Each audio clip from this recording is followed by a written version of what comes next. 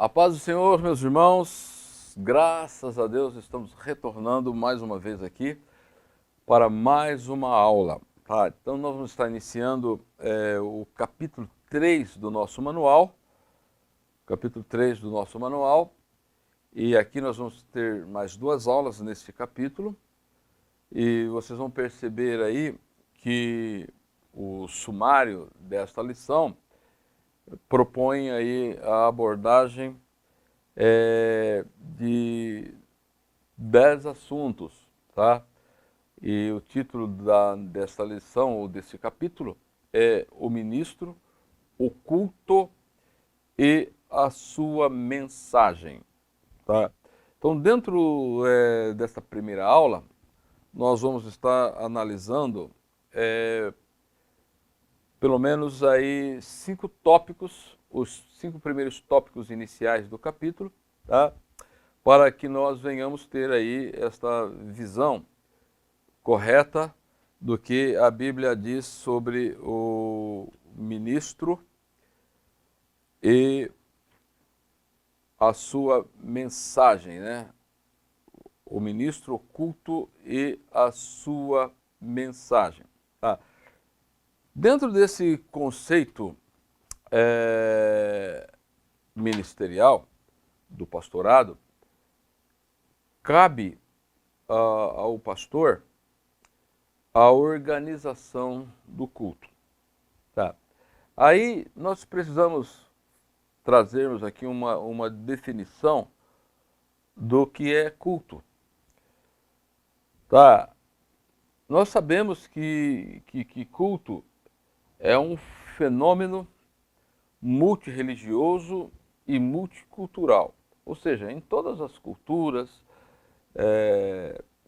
existe esta questão do culto, a prática do culto a uma divindade ou a deuses. Então, em outras palavras, está presente em todas as culturas, em todo o tempo, em todos os lugares, ou seja, qualquer religião, ela tem aí o seu sistema de culto. E é claro, então, que aí tem muitas variedades, tá? E uma série de dificuldades para o empreendimento do pensamento sobre o culto cristão. Haja visto também, tendo em vista as múltiplas culturas e as igrejas transculturais, temos 5 continentes, muitos países com modos diferentes, tá? A prática do culto cristão, por outro lado, é o encontro do homem com Deus, que pode ser praticado individualmente ou de forma coletiva. Principalmente, ou seja, o principal propósito do culto é de prestar a Deus reverência e adorá-lo,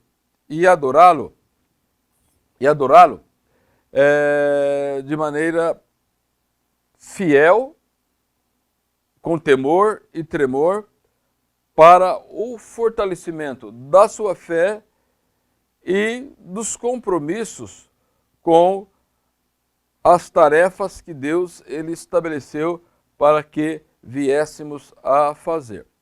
Então, para tanto, nós vamos ter que lançar mão sobre alguns conceitos bíblicos, principalmente bíblicos, e depois o desdobramento teológico, o que é que as pessoas pensam, que os crentes pensam acerca daquilo que a Bíblia fala acerca do culto. Tá? Então, nós temos em primeira instância uma palavra no grego que é latreia. Tá? Ela vai aparecer lá em Mateus 4:10, em Atos 7:7, tá? E Em Lucas também, capítulo 2 e 37, em Romanos 12 e 1, também essa palavra ela aparece. Tá? E latreia, no contexto da palavra de Deus, ela tem o sentido de culto ou serviço religioso.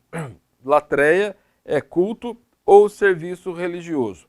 Uma vez ofertado o corpo e sacrifício, como nós pegamos lá em Romanos 12 e 1, que ofereçam os vossos corpos como sacrifício vivo, santo e agradável a Deus, tá?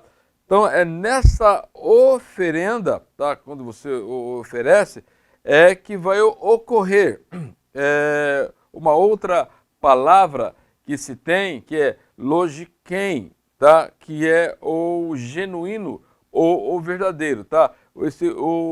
Esse serviço, este culto, ele deve ser verdadeiro. Então nós concluímos que o ato de fazer o sacrifício vivo, santo e agradável a Deus você junta essas duas palavrinhas, latreia e logequem, tá? Que significa serviço genuíno ou adoração verdadeira do cristão. Ou seja, então, o pastor, tá? que é responsável pelo serviço de culto, ele precisa ter em mente essas questões, tá? Em mente essas questões. Nós vamos perceber que quando nós lemos lá em Lucas capítulo 2, versículo 37, ele está se referindo ali a uma mulher, uma viúva, a Ana, que de quase 84 anos, que ela não se afastava do templo, servindo a Deus em jejuns, orações, dia e noite. Tá? Era um serviço individual que ela prestava, e depois você tem lá em Romanos 12 e 1, que a ideia, você já tem a ideia de uma reunião de pessoas onde estão oferecendo um culto a Deus. Há uma outra palavra também, que ela está relacionada, que é a palavra prosquenoé.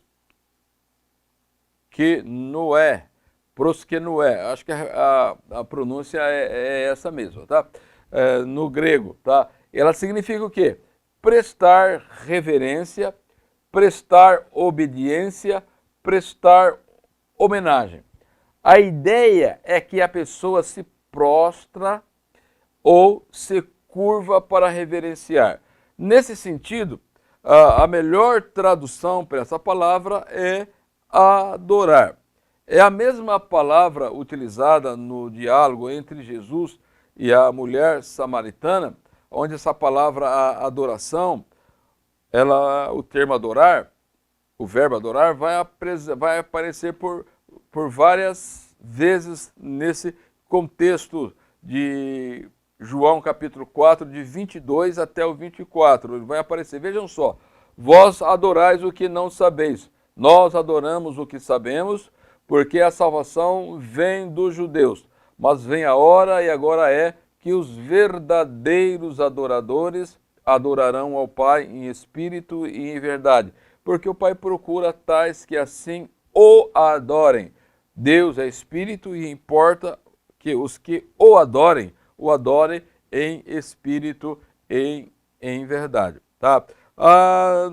O dicionário teológico de Kittel, ele é da opinião que as duas palavras que significa culto no Novo Testamento, necessariamente,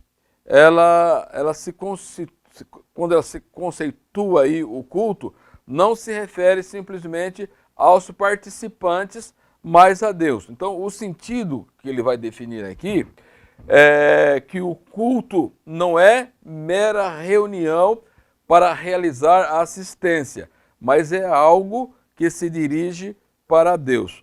Ou então, tudo que é feito no contexto do culto,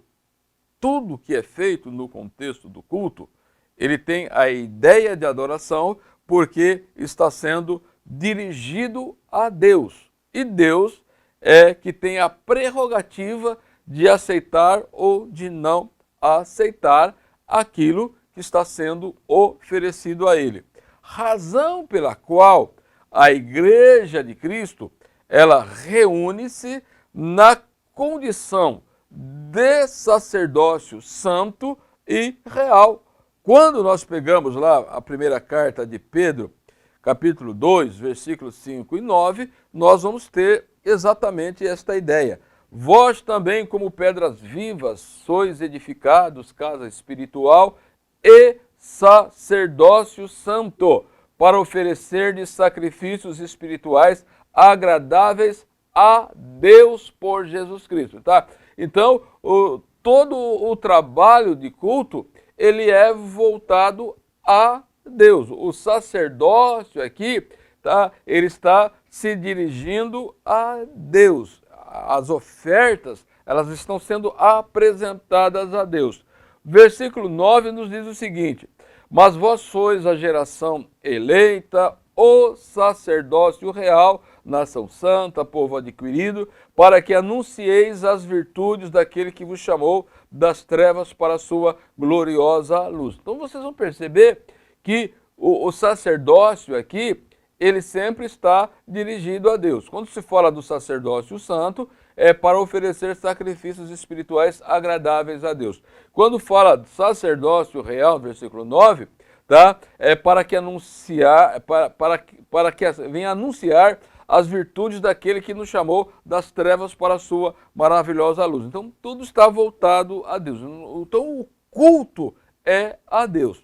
Então, a ideia é prestar serviços com a devida reverência, com a finalidade de agradar a Deus em tudo, tá? Então, o culto, latreia, ele demanda de um processo pelo qual a pessoa ou as pessoas que se aproximam de Deus, principalmente com a adoração, tá? Então aqui existem duas palavrinhas aqui, que é o prosconoé e o ainoé.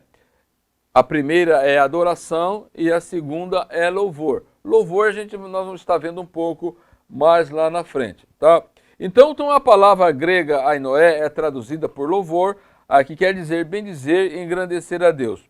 É reconhecido de que Deus, em sua essência, bem como nos seus atributos e qualidades. Então, quando eu estou oferecendo o culto a Deus, eu preciso ter o devido reconhecimento de Deus na sua essência.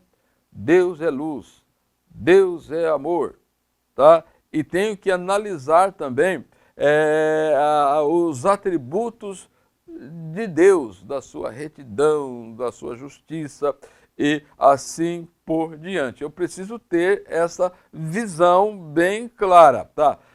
Então nós vamos perceber que o culto, ele pode ser ofertado por um indivíduo, tá? No caso de Lucas 2:20, como nós lemos, Atos 3:8, pode ser por um grupo, 19 e 17 de Lucas, ou por toda a congregação, ou por toda a comunidade, ou por toda a igreja, como nós lemos lá em Atos 2:47. Dami Ferreira, em seu livro Louvor a Deus, será? É uma interrogação o título do livro. Ele diz que o ato de culto, no contexto da Igreja de Cristo, entram todas as intenções a respeito a Deus. Todos os movimentos do nosso corpo, todas as palavras, todas as músicas. No culto, nós nos aproximamos de Deus com a intenção de adorá-lo e de louvá-lo. Tá? Então, tudo que se faz no contexto do culto faz parte do contexto da adoração. As nossas ofertas, os nossos dízimos, todo tipo de doação, tá? É para a adoração de Deus. Tá? Então, o culto a Deus, ele precisa ter essa perspectiva. Tá? Nós estamos vivendo hoje uma geração de pessoas que são crentes e dizem que são dependentes da graça de Deus, mas que nem culto oferecem a Deus, tá? Nem culto individual oferecem a Deus, tá? Então nós vamos ver que dentro do manual, ele vai colocar aqui pelo menos 5 ações que ocorrem dentro do processo do culto, dentro do processo do culto. Aí você vai ter os hinos, tá? Que estamos oferecendo a Deus. A leitura bíblica, que é a palavra de Deus, tá? Que é aquele momento do nosso reconhecimento de Deus, da nossa devoção a Deus, porque nós entendemos que pela palavra Deus fala conosco, tá? Nos hinos nós demonstramos a nossa devoção a Ele, a adoração, a oração também é aquele momento em que nós demonstramos também a nossa dependência de Deus, é onde nós vamos fazer as intercessões, vamos fazer a apresentação das necessidades da igreja como geral, tá? Vamos lembrar da igreja em todo o universo, apresentar os trabalhos missionários e assim por diante. E depois vem a contribuição, tá? Que é um ato de devoção também nosso no culto, que essas contribuições, nós temos a consciência que elas vão estar sendo utilizadas para o bom andamento do trabalho do Senhor, os implementos necessários para as várias ações que a igreja precisa ter para o cumprimento da grande comissão, tá? E nós precisamos ter consciência disso. E por último, vem aí a pregação da palavra do Senhor, tá? Então esses são basicamente os 5 elementos do processo do culto cristão que são fundamentais, tá? Nós vamos perceber que pode ter outras ações, tá? Mas essas ações, elas são fundamentais em um culto que você está prestando a Deus, tá? Então, tem que ter em mente aqui que tipo de hino que nós estamos cantando, que tipo de música que nós estamos cantando no contexto da igreja, tá? A leitura bíblica, ela tem que vir com esse contexto também da edificação, a oração, tá? É aquele momento de comunhão com os crentes, quando todos elevam as suas vozes. É por isso que o dirigente do culto, o pastor, ele precisa motivar a igreja a orar, tá? A louvar, a participar da leitura bíblica, participar dos atos ou do processo do culto que você está dirigindo a Deus, tá? Então, muitas vezes as pessoas não têm consciência que ele está numa assembleia, numa eclésia, numa reunião. É por isso que Jesus diz: aonde estiverem 2 ou 3 reunidos no meu nome, ali eu estou no meio deles. Então imagine você participando de uma reunião em que o Senhor Jesus ele está presente, o Espírito Santo atuando, e que a vontade de Deus também ela é reinante, tá? Então, nesses elementos básicos do culto, nós precisamos considerar algumas coisas, algumas questões aqui, elas precisam ser levadas em consideração quando você fala no elemento ou naquelas coisas que fazem parte do culto. Lá em 1 Coríntios, capítulo 14, versículo 23, nós temos 23 e 26, nós temos a seguinte palavra do apóstolo Paulo: se, pois, toda a igreja se congregar num lugar, e todos falarem línguas estranhas, e entrarem em doutos ou infiéis, não dirão, porventura, que estáis loucos? Tá, então ele está falando aqui que a igreja ela se reúne em um lugar, ou ela congrega ou ela se ajunta em um lugar para prestar culto a Deus. Você tem que ter em mente aqui tanto aquelas palavras que nós analisamos lá atrás, tá? Que você tem, quando você se dirige a Deus, você está se prostrando a Ele, mas você está prestando um serviço genuíno a Deus, ou seja, de tal forma que Deus ele se agrade daquilo que você está fazendo. Versículo 26 de 1 Coríntios, capítulo 14. Que fareis, pois, irmãos, quando vos ajunteis, ou quando vocês se congregam? Cada um de vós tem salmo, tem doutrina, tem revelação, tem língua, tem interpretação. Faça tudo para a edificação. Tá? Então eu preciso ter ordem no culto e é necessário também que tudo que venha a ser feito se faça para a edificação do corpo de Cristo, que é a igreja. Na medida que cada membro é edificado, em tese, o corpo de Cristo está sendo edificado. Então o culto tem como centro a presença e a própria ação de Deus. A adoração tem a ver com o reconhecimento de quem o Senhor o é. Tem a ver com a plena comunhão, que é representada aqui no trabalho de Santa Ceia, e deve se atentar para a condição da membresia. Tá? Os testemunhos refletem a saúde espiritual da igreja local quanto à fé, a esperança e o amor. Tá? Então, quando a igreja, os membros têm testemunhos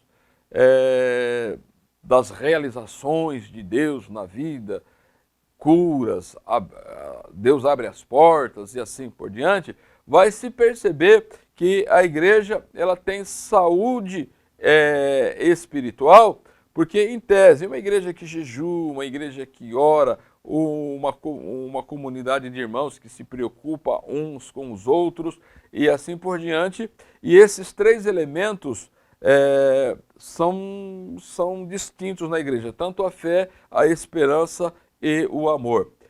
Desenvolve então o relacionamento à vista das interações, né? Os relacionamentos interpessoais, eles são bem solidificados. Tem aqui a reflexão da palavra, ou a importância da querigma, ou da proclamação, ou do ensino. Daí você vai ter aquelas reuniões de ensino, de oração, da escola dominical, tá? Tudo isso está se fazendo diante de Deus e para Deus, tá? A administração ela deve ser caracterizada pelo ágape, pelo amor e pelo poder de Deus, e a igreja ela precisa ser bem informada também das suas atividades, ou seja, até mesmo naquele momento em que vai se estar dando os avisos finais na igreja e tal, isso tem que ser feito com reverência para que os irmãos entendam muito bem as ações da igreja e eles não fiquem perdidos, né? Não fiquem perdidos, tá?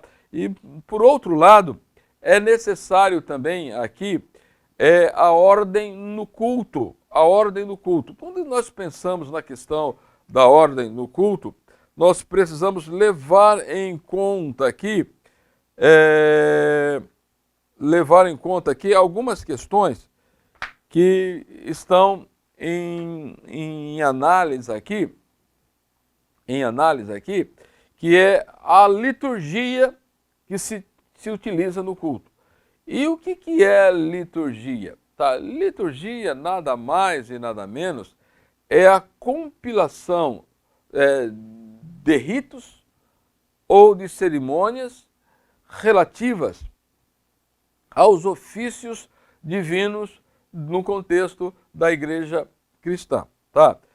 Então, qual deve ser a ordem de um culto de Santa Ceia?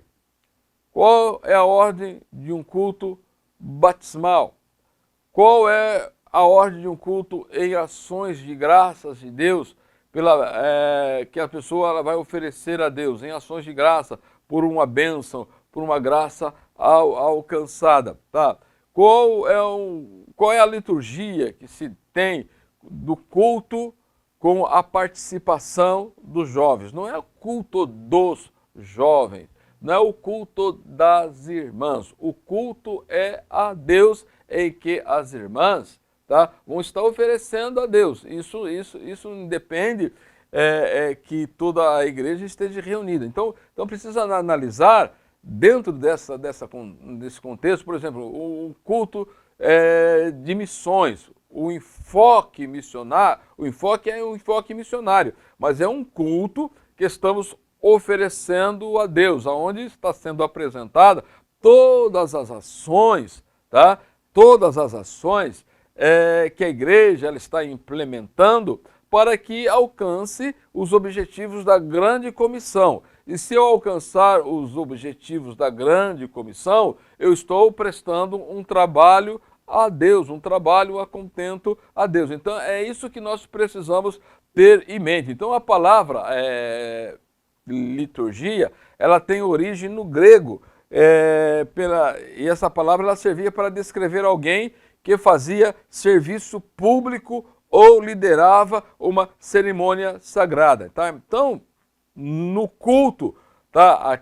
Aquele que está oficializando o culto, ele está prestando um serviço público, porque você tem no contexto da igreja um contingente de pessoas que elas estão ali se reunindo para oferecer culto a Deus. E o ministrante, ele vai fazer todos esses encaminhamentos, tá? Dentro de uma ordem, de uma organização, de uma ordem congregacional, para que a ordem e a decência possa ocorrer para a glória do nome do Senhor. Os irmãos, quando analisam os livros de Levíticos e de Números, os irmãos vão perceber exatamente isso, essa questão litúrgica. Como Deus ele orientou que fosse edificado o tabernáculo ficava no centro, no deserto, ele ficava no centro da congregação, que você vai pegar, a congregação eram 12 tribos que encabeçava, e você tinha mais a tribo de Levi, tá? Você vai perceber que José, ele sai, entra os seus dois filhos, Manassés e Efraim, e aí a tribo de Levi, ela é tirada para o serviço sacerdotal, então você tem aí um número de 12 tribos com a inclusão dos dois filhos de José. E vocês vão perceber que ela estava devidamente organizada, eram 3 tribos de cada lado, tá? Os filhos de Levi, Merari, Coate e Gerson, eles se acampavam no entorno também próximo do tabernáculo, e a família de Moisés e de Arão, eles acampavam na frente do tabernáculo. Tá? E era nesta ordem, eles tinham também uma ordem para levantar acampamento, a tribo de Judá saía na frente, as outras saíam, e aí o tabernáculo desmontado caminhava de forma segura no meio da congregação, depois desmontavam, e o serviço de culto, ele tinha também todo os ritos, as cerimônias devidamente organizadas, eles deveriam seguir exatamente esses ritos. Quando você pega a questão dos pães da mesa da proposição, todos os sábados eles eram trocados, eles eram tirados e eram colocados, e para isso seguiam o ritual de sacrifícios, né? Tinha o sacrifício da tarde, o sacrifício da manhã, que eram realizados todos os dias, e assim por diante. Então você tem aí a ideia da liturgia, tá? E quando nós pegamos a igreja nos dias atuais, que se adora a Deus em espírito e em verdade, mas segundo Paulo, que nós nos congregamos, nós nos reunimos para prestar esse serviço, vai dizer que quando vocês se reunirem, tem hino, tem salmos, ou seja, existe uma série de ações, e essas ações, elas precisam serem feitas com temor e tremor e muita reverência diante de Deus. Então o pastor, ele é responsável pela organização da ordem dos cultos congregacionais. Tá? Então, as observações gerais para o dirigente de culto, nós precisamos levar em conta algumas questões. Primeiro, são orientações quanto aos que estão dirigindo ao culto. Tá? Então, é necessário planejar. E esse planejamento, ele deve ser sobre a orientação do Espírito Santo. Tá?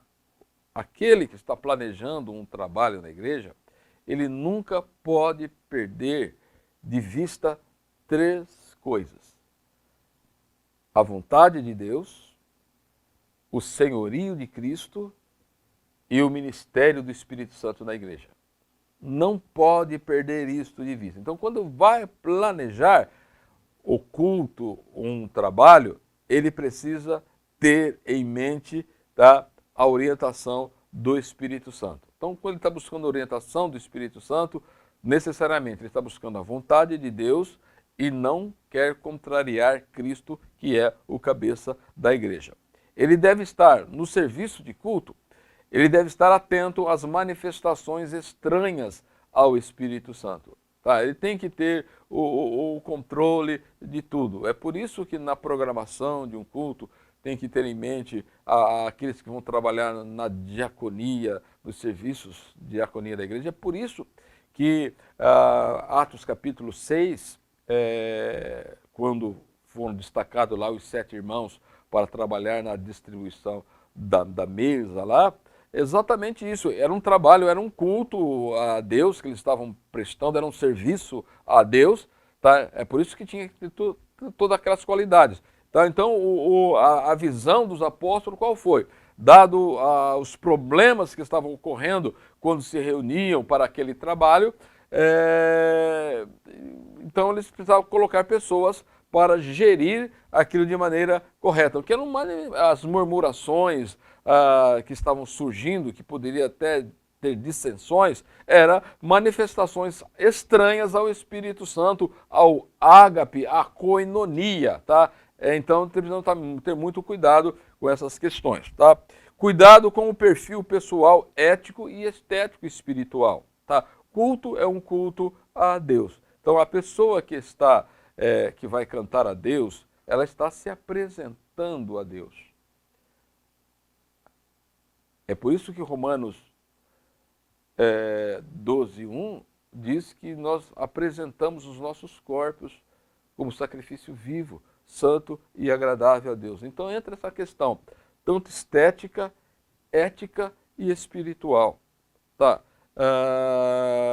Hoje existem muitas pessoas que não se preocupam com nenhuma dessas três questões, que é a questão ética, estética e espiritual.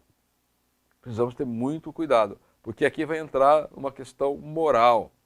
E a questão moral, eu preciso estar de acordo com o ordenamento, de acordo com os princípios da palavra de Deus. Tá? É por isso que existem hoje muitos cultos que são mais reuniões de amigos, reuniões para as pessoas de entretenimento, do que culto a Deus. E o pastor precisa estar atento a isso.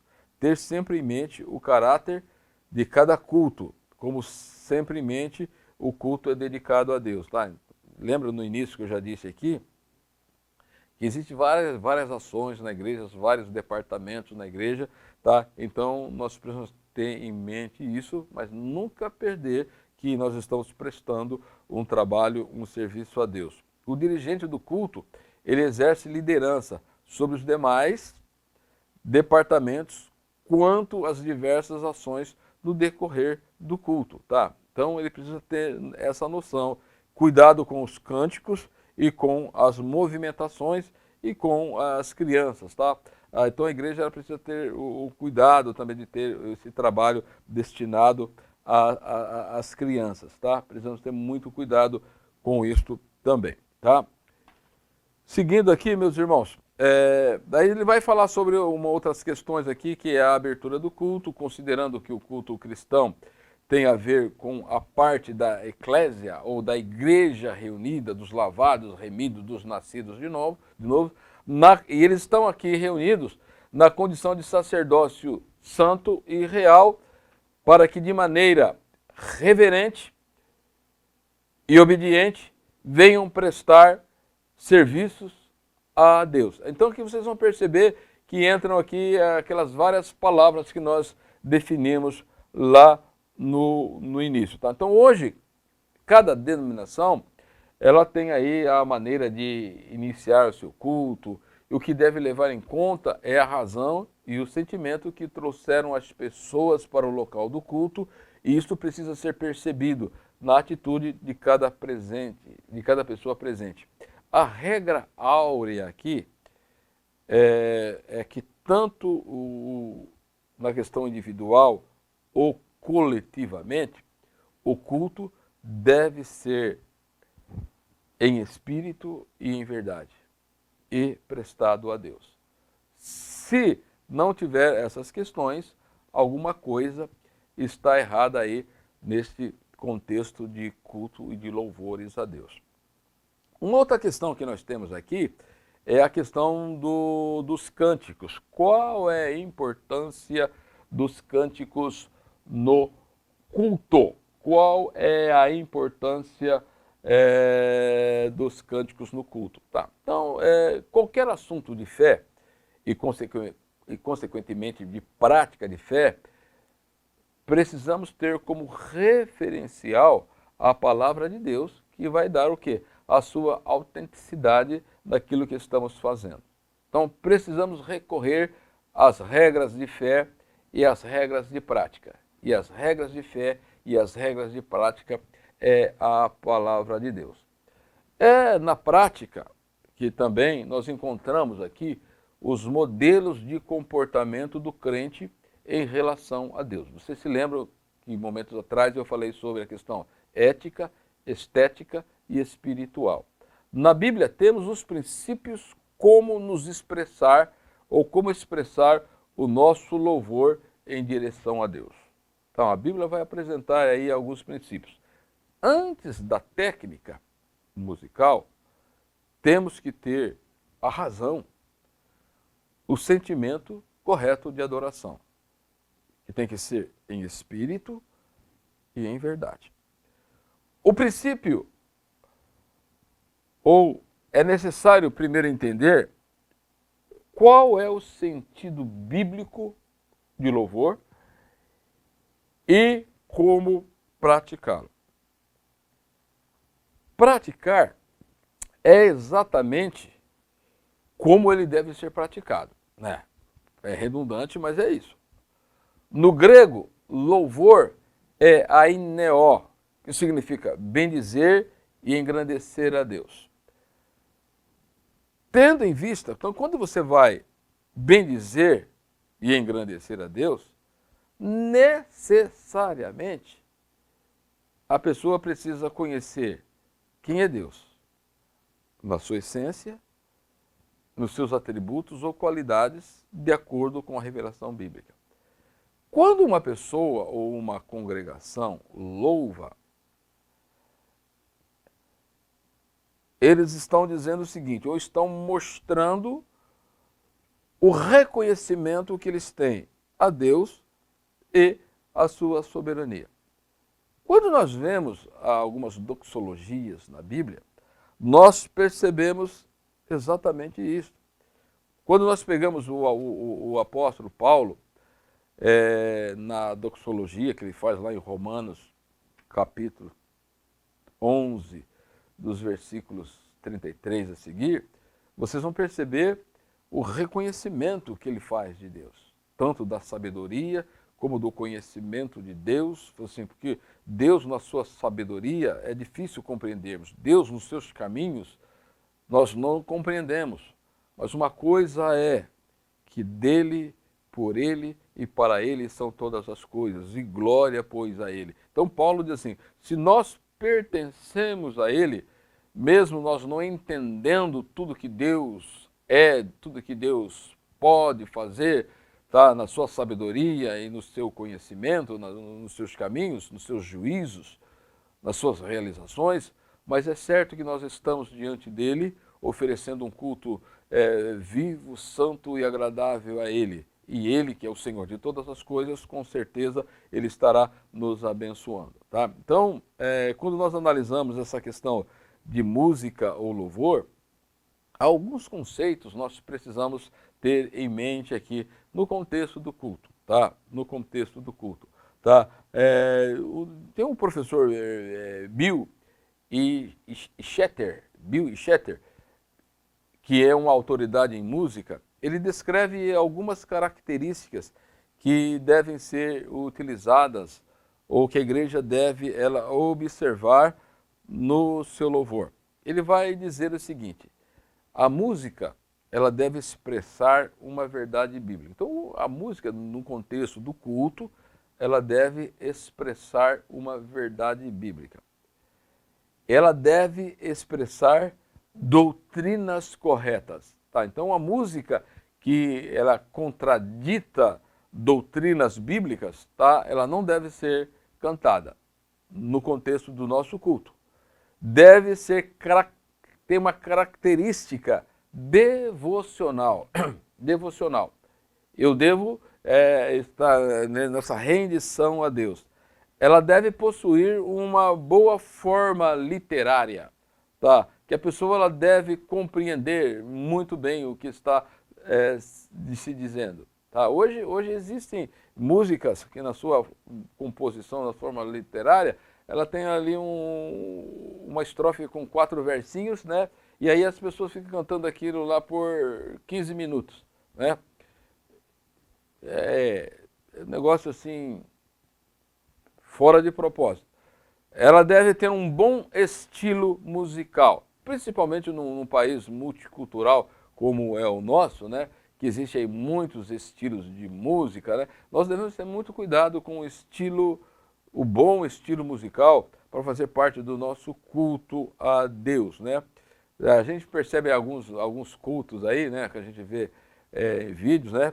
Que se transforma num verdadeiro arrastapé, né? Porque quando a sanfona ela corta lá, aqueles que não estão bem espiritual, que não são estéticos e nem éticos, acabam extrapolando, tá? E deve ser apropriada à ocasião em que se estiver sendo usada, tá? Então a gente percebe muito hoje, né, na questão dos cultos a Deus, tá? Que você tem os objetivos de culto, né? Às vezes tem pessoas que são chamadas, convidadas para cantar os hinos da introdução do culto, né? É um culto de missões, mas ele vai cantar algo que não tem nada a ver. É um culto de oração e doutrina, né? Daí ele vai cantar algo que não tem nada a ver no contexto, né? Porque o culto deve levar para esse sentimento de devoção, da oração, da palavra, da doutrina, né? E aí depois, quando você vai para a palavra, né, daí você tem um esforço para trazer a atenção dos ouvintes para a palavra, porque eles estavam divagando em outras canções que tiravam totalmente do contexto da ocasião apropriada do culto. E deve ser adaptada ao uso de cada congregação, né? Uso de cada congregação. Tá? Então, às vezes tem uma congregação, o seu tamanho físico é muito pequeno, e daí a pessoa está lá com um som de arrebentar, né? E aí o grande problema, quando você pega a música, que é o louvor congregacional. Louvor congregacional, principalmente no caso da Assembleia de Deus, que a igreja canta com os hinos da harpa cristã e tal, tudo mais, tá? Então, às vezes a pessoa vai tocar guitarra, tampa todo mundo, ninguém escuta nada, né? E aquele que está cantando também, ele deve estar ouvindo a guitarra tocar, ele tem que estar ouvindo também a congregação cantando juntamente com ele, porque é um louvor congregacional. Tá? Então, às vezes a pessoa ela canta numa tonalidade tão alta, tá? Que depois ela fala, os irmãos têm que cantar, mas quer que a pessoa ultrapasse ela, está cantando uma altura astronômica que ninguém consegue, tem gente até colocando mão no ouvido para tapar o ouvido, entendeu? Então tem que analisar essas adaptações, né, do uso da congregação, tamanho, tá? Para que o som seja agradável, a música seja agradável e você entre naquele clima de adoração. E deve ser apropriada, né, e ao alcance e à capacidade dos cantores, né? Por exemplo, existem pessoas que têm dificuldades de alcançar, temos uma tonalidade, e vai querer cantar os playbacks do Osé de Paulo, do Vitorino Silva, aí fica miando mesmo, né? É uma dificuldade tremenda, tá? Então a ideia que seria no culto congregacional é se a igreja pudesse usar os instrumentos, as instrumentação, porque ali você tem como controlar, abaixa o som, o músico está ouvindo também, orientá-los nesse sentido, né? Porque tem músico que pega a bateria lá, pensa que ele está dando um show à parte, né? O baixista, o contrabaixista, pensa que ele está dando um show à parte. Não, está fazendo parte de um culto e de adoração a Deus, tá? Então o apóstolo Paulo ele nos revela que a música na igreja deve ser com salmos, hinos, cânticos espirituais, entoados para o louvor de Deus e a edificação mútuas dos irmãos. Então cuidado, não é qualquer tipo de música que deve ser utilizado na igreja. Depois ele entra aqui na última parte aqui, da lição aqui que nós vamos estar fazendo, é as orações. Qual é a importância da oração no culto? Os elementos do culto são os meios usados pelo qual expressamos a nossa adoração. Então os principais elementos do culto, como nós já vimos, a Bíblia, a oração, músicas, as ordenanças, sacramentos ou ofertas. Orar é cumprir uma ordem divina. Ela é indispensável para o cristão, tá? Então essa oração congregacional também, ela é muito importante, irmãos, tá? Então quando faz aquela leitura da Bíblia, quando todo mundo lê a Bíblia, todo mundo acompanha e vai fazer aquela oração, tá? Então o que vai orar, deve orar com cuidado, com o passado, para que todos orem juntos, para que todos entrem no clima da oração. Às vezes tem pessoas que vai orar, parece que está arrebentando o microfone, né? Não, mas é oração congregacional, você está com os irmãos precisam entrar nesse clima de oração.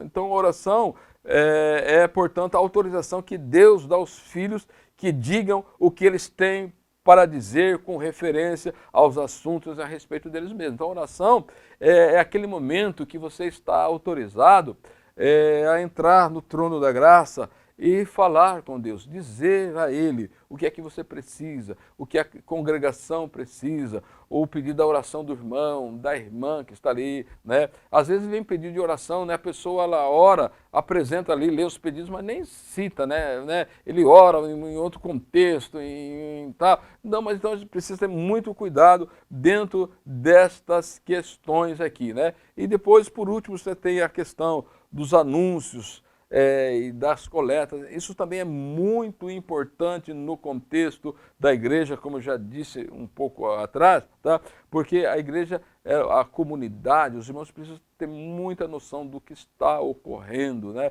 Então ele precisa saber aonde a oferta está sendo aplicada, ele tem que ter noção disso, né? Os anúncios também precisam ser bem feitos para que a igreja ela seja uma igreja bem informada, uma igreja bem entrosada, né? Porque às vezes existem cristãos também que estão se fazendo aí os anúncios, né? E na hora do anúncio já está indo embora já, né? Porque não, já acabou o culto, não tem importância mais nenhuma, né? Todo o serviço que prestamos a Deus, ele tem que ser feito de maneira reverente e de maneira ordeira diante do Senhor, tá? Então que Deus em Cristo nos ajude, que Deus em Cristo nos abençoe e até a nossa próxima aula.